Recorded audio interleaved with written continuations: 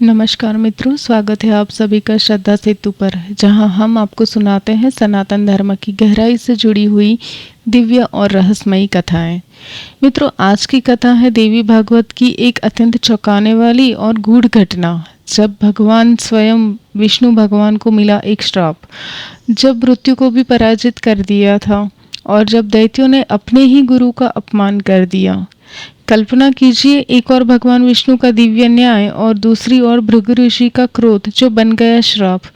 कैसे पुनर्जीवित हुई शुक्राचार्य की माता? क्यों दैत्यों ने अपने ही गुरु शुक्राचार्य का तिरस्कार किया? और अंत में क्यों उन्हें फिर से उसी गुरु की शरण में जाना पड़ा? पूरी कहानी ज़रूर सुनिएगा, क्योंकि यह कथा केवल एक घटना नहीं बल्कि हमें सिखाती है कि अहंकार, क्रोध और गुरु का अपमान जीवन को कैसे बदल देता है। तो आइए श्रद्धा और भक्ति के साथ प्रवेश करते हैं इस दिव्य कथा में। बोलिए जय श्री हरि। मित्रों, पिछले एपिसोड में हमने देखा कि भगवान विष्णु के सुदर्शन चक्र से शुक्र माता का वध कैसे हुआ था। अगर आपने वो कहानी नहीं सुनी है तो आई बटन में ज़रूर क्लिक कीजिए और पिछली कहानी ज़रूर सुनिए। आगे की कहानी शुरू होती है अब, जब व्यास जी कहते हैं, उस दारुण हत्या को देखकर महाभाग भृगु क्रोध से आग बबूला हो उठे। उनके सारे शरीर में कंपी छूट गई। उन्हें असीम दुख हुआ। उन्होंने जाकर भगवान विष्णु से कहा, विष्णु, तुम्हें सर्वोत्तम बुद्धि सुलभ है। तुमने पाप जानते हुए भी नहीं करने योग्य काम कर डाला है। यह ब्राह्मणी का वध हो गया, जिसकी मन से भी कल्पना करना अनुचित है। यह प्रसिद्ध है कि तुम सत्वगुणी हो, ब्रह्मा में रजोगुण है और शंकर तमोगुणी है। फिर आज तुम क्यों तामसी बन गए? विष्णु, निरपराध स्त्री अवध्य मानी जाती है। तुम कैसे इसकी हत्या में प्रवृत्त हो गए? तुम्हारे लिए अब और क्या करूं? शाप दे रहा हूं। तुमने इंद्र की भलाई करने के लिए मुझे स्त्री से वंचित कर दिया। अतः विष्णु, मेरे शाप के प्रभाव से मर्त्य लोक में तुम्हारे बहुत से अवतार होंगे और तुम्हें लीला से गर्भ में रहना पड़ेगा। व्यास जी कहते हैं, अब उस शाप के अनुसार ही धरातल पर भगवान पधार रहे हैं। धर्म का ह्रास होने पर जगत का कल्याण करने के लिए भगवान बार बार अवतार लेते हैं। वे मानव रूप में प्रकट होते हैं। राजा जन्मेजय ने पूछा, अमित तेजस्वी चक्र के द्वारा महात्मा भृगु की पत्नी के मारे जाने पर फिर उनके गृहस्थ जीवन का निर्वाह कैसे हुआ? व्यास जी कहते हैं, मुनिवर भृगु बड़े कार्यकुशल थे। क्रोधवश भगवान विष्णु को शाप देने के पश्चात उन्होंने तुरंत पत्नी का मस्तक उठा लिया और उसे धड़ से जोड़कर कहा, देवी, तुम विष्णु द्वारा मारी जा चुकी हो, किंतु अब मैं तुम्हें जीवित कर रहा हूँ। यदि मैं संपूर्ण धर्म जानता हूँ तथा मेरे द्वारा उनका सम्यक आचरण हुआ है, तो उस सत्य के प्रभाव से यह देवी पुनः जीवित हो जाए। मैं सत्य कहता हूँ, सभी देवता मेरी तपस्या का महान बल देख ले। पहले उस शव को शीतल जल से सिंचन किया और फिर कहा, यदि मैं सदाचारी, सत्यभाषी, वेदाभ्यासी और तपस्वी हूँ तो तपोबल से तुम्हें जीवित किए देता हूँ। व्यास जी कहते हैं, जल सिंचन करते ही भृगु पत्नी के मृत शरीर में प्राण लौट आए। अत्यंत प्रसन्न होकर वह उठकर बैठ गई।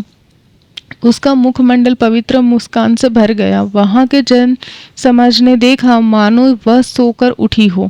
मुनिवर भृगु और उनकी पत्नी को लोग धन्यवाद देने लगे। उनकी सर्वत्र प्रशंसा होने लगी। इस प्रकार भृगु मुनि के उद्योग से उनकी सुंदरी स्त्री के मृत शरीर में प्राण पुनः आ गए। यह देखकर इंद्र सहित संपूर्ण देवताओं के मन में आश्चर्य की सीमा न रही। तब इंद्र ने देवताओं से कहा, भृगु मुनि के प्रयास से उनकी साध्वी पत्नी जीवित हो गई है। उधर मंत्रज्ञानी शुक्राचार्य कठिन तप कर रहे हैं। तप में सफल होकर पता नहीं वे क्या कर डालेंगे। व्यास जी कहते हैं, राजन, शुक्राचार्य मंत्र प्राप्ति के लिए अत्यंत कठिन तप कर रहे हैं। यह समाचार सुनकर इंद्र व्याकुल हो उठे। उन्हें अब नींद तक नहीं आती थी। तब मन ही मन विचार करके उन्होंने अपनी सुंदरी कन्या जयंती से कुछ मुस्कुराते हुए यह वचन कहा कि पुत्री, शुक्राचार्य बड़े तपस्वी पुरुष हैं। मैं तुमको उन्हें दे चुका। तुम उनके पास जाओ। सुकुमारी, मेरे कल्याणार्थ तुम उनकी समुचित सेवा करके उन्हें वश में कर लो। जो व्यवहार उनके मन के अधिक अनुकूल हो, उन सब का उपयोग करके मुनि को संतुष्ट करना परम आवश्यक है। बेटी, तुम शीघ्र मुनि के उस उत्तम आश्रम पर जाकर मेरा भय दूर करो। जयंती का रूप बड़ा चित्ताकर्षक था। उसकी आंखें बड़ी बड़ी थीं। पिता की आज्ञा पाकर वह मुनि के आश्रम पर चली गई। देखा, मुनि धूम्रपान कर रहे थे। उनके सर्वांग पर दृष्टिपात करते ही पिता की बात याद आ गई। तब उसके केले की एक डहुंगी लेकर उससे मुनि के ऊपर पंखा चलना आरंभ कर दिया। अत्यंत भक्तिपूर्वक पीने के लिए ठंडा जल सामने उपस्थित किया। वह जल सुगंधित पदार्थों से सुवासित कर दिया गया था। मध्याह्न काल में वह वस्त्र को ही छत्ता मानकर उससे मुनि पर छाया करने की व्यवस्था कर देती थी। उस सुंदरी ने पूर्ण रूप से पतिव्रत्य धर्म का पालन आरंभ कर दिया। मुनि का नित्य कर्म समीचीन रूप से संपन्न हो एतदर्थ सुग्गे के समान प्रादेश मात्र कुशाय और फूल आगे रख देना उसका नित्य नियम बन गया था। सोने के लिए वह पल्लवों की सुखदायी शैया तैयार कर देती थी। मुनि के सो जाने पर वह धीरे धीरे हवा करती थी। यो मुनि पर वह अपनी श्रद्धा प्रकट करने लगी। पर जयंती किसी भी समय ऐसा कोई भी हाव भाव नहीं करती थी जिससे काम वासना उत्पन्न हो। सुंदरी जयंती की वाणी बड़ी मधुर थी। मुनि को प्रसन्न करना उसे अभिष्ट था। अतः अनुकूल वाणी द्वारा वह महात्मा शुक्राचार्य की स्तुति करने लगी। मुनि जब सोकर उठते थे तब आचमन करने के लिए वह जल रख देती थी। यो जयंती का सारा व्यवहार मुनि के अनुकूल निरंतर हो रहा। शुक्राचार्य इंद्र विजयी थे, महात्मा थे। उनकी मनोवृत्ति जानने के लिए बुद्धिमान इंद्र ने उसके पास सेवकों को भी भेज रखा था। इस प्रकार जयंती बहुत वर्षों तक शुक्राचार्य की सेवा करती रही। उस साध्वी के मन में विकार का नितांत अभाव था। क्रोध पर भी वह विजय पा चुकी थी। ब्रह्मचर्य के सभी नियमों का सुचारू रूप से पालन करती थी। पूरे 1000 वर्ष तक तपस्या करने के पश्चात मुनिवर भगवान शंकर प्रसन्न हुए। उन्होंने मन को मुग्ध करते हुए वर मांगने के लिए मुनि से अनुरोध किया। भगवान शंकर बोले, भृगुनंदन, जगत में जो कुछ भी है तथा तुम जिसको देखते हो एवं जो किसी की भी वाणी का अविषय है, ऐसे सभी पदार्थों से तुम संपन्न हो जाओगे। ब्राह्मण, इसमें कोई संशय नहीं है। ब्राह्मणों और प्रजाओं में तुम्हारी प्रधानता स्थिर रहेगी। संपूर्ण प्राणी तुम्हें मारने में असमर्थ सिद्ध होंगे। व्यास जी कहते हैं, इस प्रकार वर देकर भगवान शंकर वहीं अंतर्ध्यान हो गए। तदंतर शुक्राचार्य ने जयंती को देखकर बड़े सद्भाव से उससे यह वचन कहा, सुंदरी, तुम कौन हो? किसकी पुत्री हो? तुम्हारी क्या अभिलाषा है? किस लिए तुमने यहाँ आने का कष्ट उठाया? तुम्हारा कौन सा कार्य है और तुम क्या चाहती हो? सुलोचने, मुझे बताओ। मैं तुम्हारे कठिन से कठिन काम को भी अभी करने को तैयार हूँ। सुव्रते, आज मैं तुम्हारी सेवा से अत्यंत प्रसन्न हूँ। वरोरु, अभिलषित वर मांग लो। मुनि के यो कहने पर जयंती का मुखमंडल प्रसन्नता से खिल उठा। उसने कहा, भगवान, आप तपस्या के प्रभाव से मेरा मनोरथ जान सकते हैं। शुक्राचार्य ने कहा, मुझे ज्ञात हो गया है, फिर भी तुम्हें अपनी अभिलाषा तो व्यक्त करनी ही चाहिए। मैं तुम्हारी सेवा से बहुत प्रसन्न हूँ। सब तरह से तुम्हारा कल्याण करना मेरा परम कर्तव्य है। जयंती बोली, ब्राह्मण, मैं इंद्र की पुत्री हूँ। मेरा नाम जयंती है। जयंत की मैं छोटी बहन हूँ। मुने, पिताजी ने मुझे आपको समर्पण कर दिया है। विभो, आप मेरा मनोरथ पूर्ण कीजिए। शुक्राचार्य ने कहा, सुंदरी, तुम संपूर्ण प्राणियों से अदृश्य रहकर अपने इच्छानुसार 10 वर्षों तक मेरे साथ आनंद का अनुभव करो। व्यास जी कहते हैं, इस प्रकार कहकर शुक्राचार्य ने जयंती का हाथ पकड़ लिया और वे घर चले गए। जयंती के साथ रहने की व्यवस्था कर ली। 10 वर्षों तक वे घर से बाहर नहीं निकले। उन्होंने ऐसी माया से अपने को आच्छादित कर लिया था कि कोई भी प्राणी उन्हें देख नहीं सकता था। दैत्यों ने सुना गुरुदेव मंत्र प्राप्ति में सफलीभूत होकर आ गए हैं, अतः प्रसन्न होकर वे शुक्राचार्य से मिलने के लिए उनके घर पर गए, किंतु वे उन्हें देख न सके, क्योंकि उस समय मुनि जयंती के साथ थे। अतः संपूर्ण दैत्यों के मुख पर उदासी छा गई। उनका सारा उद्योग नष्ट हो गया। उनके मन पर चिंता की काली घटा घिर आई। अत्यंत कातर होकर वे बार बार इधर उधर निहारने लगे। तब आवरण में छिपे हुए मुनि को किसी प्रकार न देख सके। तब जैसे आए थे वैसे ही लौट गए। उस समय उन प्रधान दैत्यों का चित्त चिंता से घिर गया था। वे भय से अत्यंत घबरा उठे थे। इधर इंद्र ने अपने गुरु महाभाग बृहस्पति से कहा, अब इसके बाद क्या करना आवश्यक है? ब्राह्मण, आप अभी दानवों के पास जाइए और उन्हें माया के प्रभाव से फंसा लीजिए। मानद, आप बुद्धिपूर्वक विचार करके हमारे कार्य साधन में तत्पर हो जाइए। जब इंद्र की बात सुनकर उन्हें विदित हो गया कि शुक्राचार्य गुप्त रह रहे हैं, तब देवगुरु बृहस्पति स्वयं शुक्र का वेश बनाकर दैत्यों के पास गए। वहां जाकर बड़ी श्रद्धा दिखाते हुए उन्होंने दानवों को बुलाया। सभी असुर सामने आए और देखा हमारे गुरु शुक्राचार्य जी आ गए हैं। तब वे प्रणाम करके उनके सामने खड़े हो गए। बृहस्पति को ही शुक्राचार्य मानकर वे अत्यंत आनंद से भर गए। उन सबको विदित न हो सका कि यह बृहस्पति की माया है जो गुरुदेव के रूप में प्रकट है। तब माया से छिपे हुए शुक्राचार्य रूपी बृहस्पति ने दानवों से कहा, मेरे यजमानों का स्वागत है, मैं तुम्हारा कल्याण करने के लिए ही आया हूँ। मैंने जो विद्याएं प्राप्त की हैं वे सभी सच्चे मन से तुम्हें पढ़ा दूंगा। तपस्या करके भगवान शंकर को प्रसन्न करने का उद्देश्य एकमात्र तुम्हारा कल्याण ही था। यह वचन सुनकर वे श्रेष्ठ दानव हर्षोल्लास से भर गए। गुरुदेव कार्य में सफल हो गए, यह मानकर उनके मुख पर प्रसन्नता की किरणें छा गई। उनकी अधिक सोचने समझने की शक्ति कुंठित थी। बड़े आनंद के साथ गुरुदेव के चरणों में उन्होंने मस्तक झुकाया। उनके मन में किंचित मात्र भी भय और क्लेश का समावेश नहीं था। देवताओं द्वारा प्राप्त होने वाले भय का परित्याग करके वे शांति चित्त से समय व्यतीत करने लगे। जन्मेजय ने पूछा, बड़े दादाजी, अब मुझे यह बताइए, बृहस्पति ने शुक्राचार्य का वेश बनाकर क्या किया और शुक्राचार्य पुनः कब लौटे? व्यास जी बोले, राजन, महात्मा बृहस्पति माईक शुक्राचार्य बन गए। उस समय स्वयं अव्यक्त रहकर उन्होंने जो काम किया वह बताता हूँ, सुनो। सर्वप्रथम उन्होंने ऐसा प्रयत्न किया कि दैत्यों की यह निश्चित धारणा हो जाए, ये हमारे गुरुदेव शुक्राचार्य हैं। अब दैत्यों और बृहस्पति में पूर्ण एकता हो गई। तदंतर बृहस्पति को गुरुदेव शुक्राचार्य मानकर उनसे पढ़ने के लिए वे उनकी शरण में गए। सभी दैत्य स्वार्थंध हो गए थे। लोभ से किसी की भी बुद्धि कुंठित हुए बिना नहीं रह सकती। इधर जयंती के साथ क्रीड़ा करने का जो 10 वर्ष का समय निश्चित था वह पूरा हो गया। तब शुक्राचार्य यजमानों के विषय में विचार करने लगे। वे सभी यजमान मेरे आने की आशा से मार्ग देखते हुए खड़े होंगे। उनका हृदय अत्यंत आतुर हो गया, अतः चलकर उनसे मेरे मिलने परम आवश्यक है। वे मेरे अन्य भक्त हैं। मैं ऐसा प्रयत्न करूं कि उनके सामने देवताओं का भय न रह सके। तब उन्होंने जयंती से कहा, सुलोचने, इस समय मेरे दैत्य पुत्र देवताओं के पास कालक्षेप कर रहे हैं। तुम्हारे साथ रहने की 10 वर्ष की जो अवधि निश्चित थी वह पूरी हो चुकी है। अतः देवी, अब मैं उन पुत्रों से मिलने के लिए जा रहा हूँ। सुमद्रे, फिर शीघ्र तुम्हारे पास आने की चेष्टा करूँगा। जयंती धार्मिक विषय की पूर्ण विदुषी थी। उसने शुक्राचार्य से कहा, बहुत ठीक धर्मज्ञ, आप स्वेच्छापूर्वक वहां पधार सकते हैं। आपके धार्मिक कृत्य में रोड़ा अटकाना मुझे अभिष्ट नहीं है। जयंती के वचन सुनकर शुक्राचार्य उसी क्षण वहां से प्रस्थित हो गए।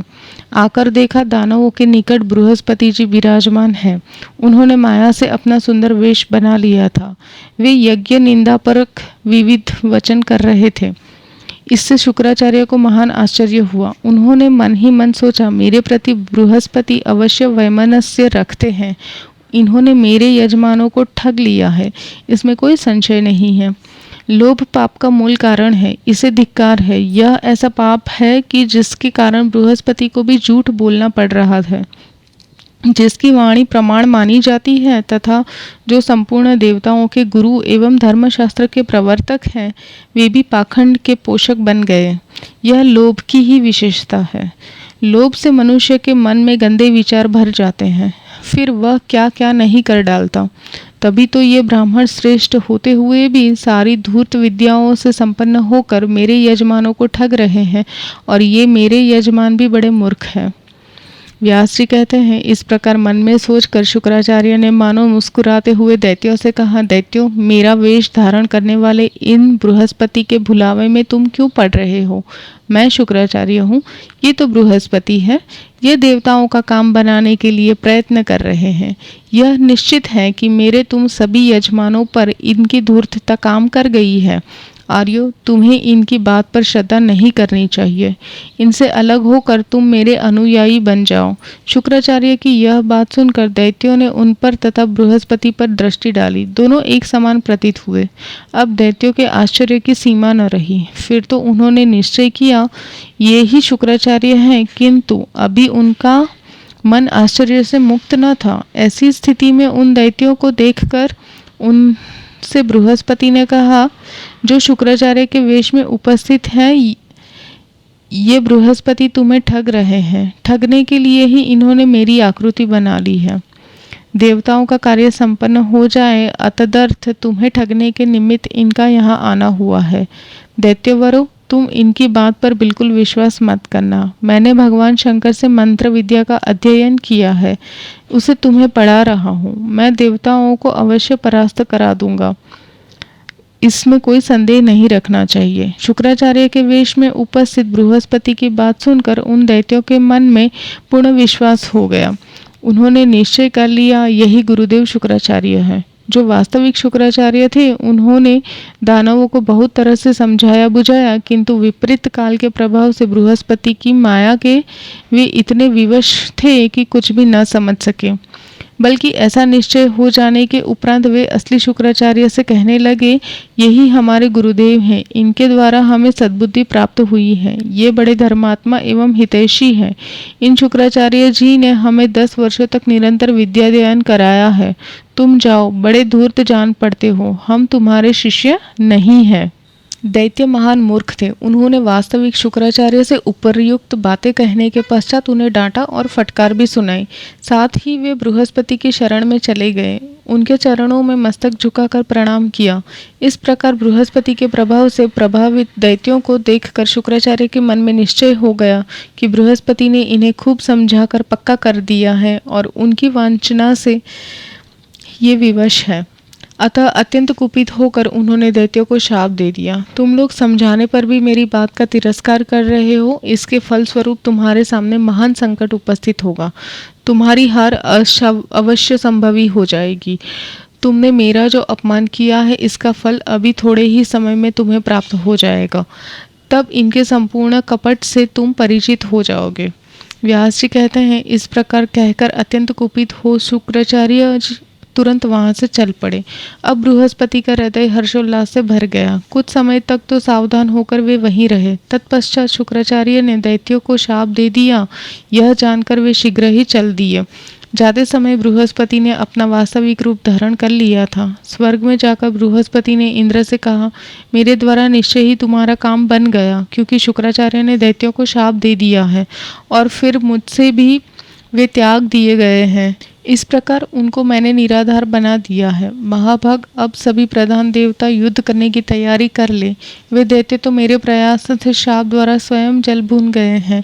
उस समय बृहस्पति की बात सुनकर इंद्र के मन में प्रसन्नता की सीमा न रही। संपूर्ण देवता ठहाका मारकर हंसने लगे। सबने बृहस्पति का बड़ा स्वागत किया। फिर युद्ध करने की राय की और बैठकर आपस में विचारने लगे। निश्चित हो जाने पर सभी देवता एक साथ निकले और दानवों के सामने पहुंच गए। देवता अमित बलशाली तो थे ही, उनमें उत्साह की भी कमी न थी। बड़े उमंग के साथ युद्ध करने के लिए वे पहुंच गए। गुप्त रूप से बृहस्पति की सहायता उन्हें प्राप्त थी। उनकी स्थिति जानकर दैत्य अत्यंत चिंतित हो उठे। बृहस्पति की माया ने उनकी बुद्धि को हर लिया था। वे आपस में कहने लगे, महात्मा शुक्राचार्य हमारे आराध्य देव हैं, किंतु वे कुपित होकर चले गए। बृहस्पति महान नीच एवं कपट करने में परम प्रवीण है, वह भी हमें ठग कर चला गया। अब हमें क्या करना चाहिए, क्या करे और कहाँ जाए? शुक्राचार्य जी अत्यंत क्रोध में है। सहायता प्राप्त करने के लिए हम किस प्रकार उन्हें हर्षित एवं संतुष्ट करें? इस प्रकार विचार करके सभी दानव एक साथ पुनः शुक्राचार्य के पास गए। उस समय दानवों का सर्वांग भय से कांप रहा था। मुनि के चरणों में मस्तक झुकाकर वे चुपचाप खड़े हो गए। उस अवसर पर शुक्राचार्य की आंखें क्रोध से लाल हो उठी थी। उन्होंने दैत्यों से कहा, यजमानों, मैं तुम्हें सम्यक प्रकार से समझाने की चेष्टा की, किंतु उस क्षण तुमने कपटी बृहस्पति की माया से मोहित होकर मेरे हितकर पवित्र एवं उचित वचनों का भी अनादर कर दिया। तुम बृहस्पति के वशीभूत हो गए। अभिमान के मद ने तुम्हें मतवाला बना दिया था, अतएव मुझे अपमानित करने के लिए तुम तत्पर हो गए। अब उस अनादर करने का बुरा फल तुम्हें भोगना पड़ रहा है। तुम्हारा सर्वस्व छीन गया है।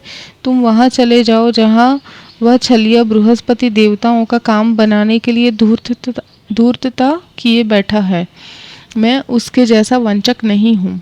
व्यास जी कहते हैं, इस प्रकार शुक्राचार्य संदेह युक्त वचन बोलने रहे थे। इतने में प्रहलाद ने उनके दोनों पैर पकड़कर प्रार्थना आरंभ कर दी। प्रहलाद ने कहा, शुक्राचार्य जी, आपके हम सभी यजमान सेवा में उपस्थित हैं, हमें महान कष्ट हो रहा है। सर्वज्ञ, आप हम लोगों का परित्याग कर दे, यह उचित नहीं जान पड़ता, क्योंकि हम आपके पुत्र तुल्य हैं। मंत्र का अभ्यास करने के लिए आपके चले जाने पर दुरात्मा बृहस्पति छल करके आपके रूप में आया और उसने हमें ठग दिया। वह बड़ी मीठी मीठी बातें कर रहा था। बिना जानकारी के जो अपराध बन जाता है, उसके कारण शांतचित्त पुरुष क्रोध नहीं किया करते। सर्वज्ञ, आप सभी बातों से संपूर्ण परिचित हैं। हमारा अहंकार शून्य चित्त सदा आपके अटका रहता है। महामते, आप तपस्या के प्रभाव से हमारे सच्चे अभिप्राय को जानकर क्रोध त्यागने की कृपा कीजिए, क्योंकि सभी मुनिगण कहा करते हैं साधु पुरुषों का क्रोध अधिक देर तक नहीं ठहरता। जल का स्वाभाविक गुण है ठंडापन। आग पर चढ़ा देने से वह गर्म हो जाता है, किंतु आग का संयोग दूर होते ही वह फिर से शीतलता प्राप्त कर लेता है। क्रोध चांडाल स्वरूप है। बुद्धिमान पुरुष को चाहिए भली भांति इसे त्याग दे। अतः एवं सुव्रत, आप रोष शून्य होकर प्रसन्न होने की कृपा कीजिए। महाभाग, हम असीम कष्ट भोग रहे हैं। यदि आप क्रोध नहीं त्याग कर उल्टा हमें ही त्याग देंगे तो फिर हमारे पैर रसातल में ही जाकर ठहरेंगे। व्यास जी कहते हैं, प्रहलाद की बात सुनने के पश्चात शुक्राचार्य ज्ञान दृष्टि से सब कुछ देखकर प्रसन्न हो गए। उनका मुख मुस्कान से भर गया। उन्होंने दैत्यों से कहा, दानवों, तुम मेरे यजमान हो। तुम्हें ना तो डरना चाहिए, ना ही पाताल में जाना चाहिए। अपने सत्य मंत्रों के प्रभाव से मैं तुम्हारी रक्षा कर लूँगा। धर्म के मर्मज्ञ महाशयों, प्राचीन समय में ब्रह्मा जी के मुख से मैंने जो बात सुनी है उसे बता रहा हूँ, सुनो। यह वचन बड़ा ही हितकर, सत्य और अटल है। उन्होंने कहा था, होने वाली बातें अवश्य होकर रहती हैं। धरातल पर कोई भी ऐसा सुयोग्य पुरुष नहीं है जो प्रारब्ध को विफल बनाने में समर्थ हो सके। विपरीत समय के कारण इस समय तुम्हारी शक्ति क्षीण हो गई है, अतः एक बार तो तुम्हें देवताओं से परास्त होकर पाताल में जाना ही पड़ेगा। समय सदा बदलता रहता है। कुछ ही दिन पूर्व तुम सम्राट रह चुके हो। सारी राजलक्ष्मी तुम्हें प्राप्त थी। प्रारब्ध ने उत्तम फल दे रखा था, जिससे तुमने पूरे 10 युगों तक निष्कपट राज्य भोगते रहे हो। देवताओं का मस्तक तुम्हारे पैरों के नीचे दबा था। फिर आगे भी आने वाले सावर्णी मनवंतर में तुम्हें राज्य प्राप्त होगा। तुम्हारे पौत्र बलि त्रिलोकी पर विजय प्राप्त करके राज्य भोगेंगे। जिस समय भगवान विष्णु वामन रूप धारण करके तुम्हारे पौत्र बलि से राज्य छीनने के लिए धरातल पर पधारे थे, उसी अवसर पर उन्होंने बलि के प्रति ये बातें कही थी, जिन्होंने देवताओं का मनोरथ पूर्ण करके बलि का राज्य छीन लिया था। उन श्री हरि ने बलि से कहा था, तुम आगे होने वाले सावर्णी मनवंतर में इंद्र होगे। शुक्राचार्य ने कहा, प्रहलाद, जिस बलि से वामन रूपधारी विष्णु ने बात कही थी, वह तुम्हारा पौत्र इस समय संपूर्ण प्राणियों से अदृश्य है। डरकर गुप्त रूप से समय व्यतीत कर रहा है। एक समय की बात है, वह गधे का रूप धारण करके किसी सुने घर में खड़ा था। इंद्र के भय से मन में घबराहट मची थी। इतने में इंद्र पहुंचे और बार बार बलि से पूछने लगे, दैत्य शिरोमणे, तुमने गधे का रूप क्यों बना लिया? तुम संपूर्ण लोकों का भोक्ता हो और दैत्यों का अधिष्ठाता हो। राक्षसेश्वर, क्या तुम्हें गधे का रूप बनाने में लाज नहीं लगती? इंद्र का उपर्युक्त वचन सुनने के पश्चात दैत्यराज बलि ने उनका उत्तर इस तरह दिया था, शतक्रतु, इसमें शोक और लज्जा की क्या बात है? जैसे महान तेजस्वी भगवान विष्णु मछली का रूप धारण करके यहाँ पधारे थे, वैसे ही मैंने गधे का रूप बना लिया है। यह सब कुछ समझ का ही हेरफेर है। जिस प्रकार तुम भी ब्रह्म हत्या के डर से कमल में छिपकर समय व्यतीत कर चुके हो, उस समय तुम्हें महान कलेश भोगना पड़ा था, वैसे ही मैं भी गधे का वेश बनाकर स्थित हूँ। पाक शासन, दैव की अधीनता स्वीकार करने वाले को क्या दुख और क्या सुख, सभी समान है। यह निश्चय है कि दैव स्वतंत्र है, यह जैसा चाहता है वैसा ही कर लेता है। शुक्राचार्य कहते हैं, इस प्रकार बलि और इंद्र ने परस्पर सार गर्भित बातें की। उस बातचीत से उनके मन में पूर्ण संतोष हो गया। तदंतर वे अपने अपने स्थान को पधार गए। प्रारब्ध को प्रबल सिद्ध करने वाली यह कथा मैंने तुम्हें कह सुनाई। देवता, दैत्य और मानवों से भरा पूरा यह सारा जगत देव के ही अधीन है। तो देखा भक्तों, यह थी देवी भागवत की आज की अद्भुत कथा, जिसमें हमने देखा कि क्रोध में दिया गया श्राप कितना प्रभावशाली हो सकता है और गुरु का अपमान अंततः स्वयं के पतन का कारण बनता है। यह कथा हमें सिखाती है कि ज्ञान देने वाले गुरु का सम्मान करना ही सच्चा धर्म है। अगर आपको यह कथा ज्ञानवर्धक और प्रेरणादायक लगी हो तो वीडियो को लाइक करें, अपने परिवार और मित्रों के साथ शेयर करें, ताकि सनातन धर्म की ये पावन कथाएं हर घर तक पहुंच सकें। कमेंट में ज़रूर लिखिएगा जय श्री हरि और बताएं कि अगली कथा आप किस विषय पर सुनना चाहते हैं। हालांकि अगले एपिसोड में हम देवदानव के युद्ध और देवी के द्वारा देवासुर संग्राम का निवारण कैसे हुआ उसके बारे में एपिसोड बनाएंगे।